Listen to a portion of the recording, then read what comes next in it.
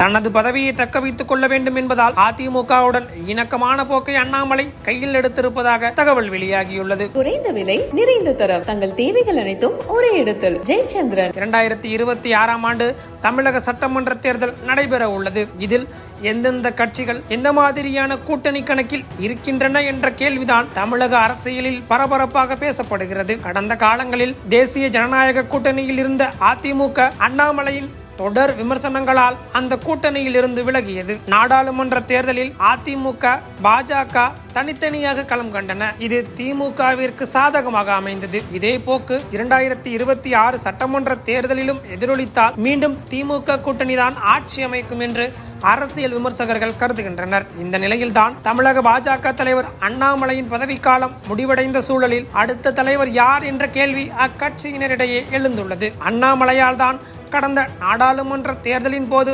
தேசிய ஜனநாயக கூட்டணியில் இருந்து அதிமுக விலகியது. அப்போதிலிருந்தே அண்ணாமலை மீது பாஜக தலைமை கடும் அதிருப்தியில் இருந்து வருகிறது. கடந்த சில நாட்களுக்கு முன்னர் கூட அண்ணாமலை டெல்லி சென்று உள்துறை அமைச்சர் அமித்ஷாவை சந்தித்தார். அப்போது அவரிடம் அதிமுகவுக்கு எதிரான எந்த ஒரு கருத்தையும் நீங்கள் சொல்லக்கூடாது, மீறி ஏதாவது சொன்னால் உங்கள் பதவி பறிக்கப்படும் என்று சொன்னதாக தகவல் வெளியானது. இச்சூழலில் தான் டெல்லியில் இருந்தபோதே அண்ணா பல்கலை பாலியல் வழக்கில் அதிமுக முன்னெடுத்த யார் அந்த சார் போராட்டத்திற்கு ஆதரவாக ட்வீட் ஒன்றை போட்டார் அண்ணாமலை. இதனைத் தொடர்ந்து தற்போது அதிமுகவுடன் எனக்கு தனிப்பட்ட எந்த ஒரு பிரச்சனையும் இல்லை, எனக்கு அவர்களுடன் மோத என்ன இருக்கிறது என்று அண்ணாமலை பேசியிருக்கிறார். அவரின் இந்த பேச்சு அதிமுக பாஜக கூட்டணிக்கான அடித்தளமாக இருக்குமோ என்ற கேள்வி எழுந்துள்ளது. அதோடு முடிந்து போன தன்னுடைய பதவியை தக்க வைத்துக் கொள்ள வேண்டும் என்பதால் தான் இப்படி அதிமுகவுடன் இணக்கமான போக்கை அண்ணாமலை கையில் எடுத்திருப்பதாக அரசியல் விமர்சகர்கள் கருதுகின்றனர். குறைந்த விலை